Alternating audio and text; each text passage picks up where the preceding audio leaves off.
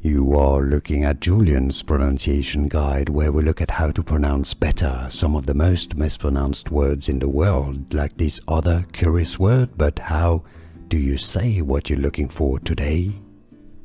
Let's learn once and for all how to pronounce the name of this brand, Spanish brand originally, so it's relevant to learn the Spanish pronunciation and hear it and how you can easily say it in English as well. Joma is a Spanish sport clothing and shoe brand. If you want to learn more brand names, including sportswear, stay tuned. Joma, Joma.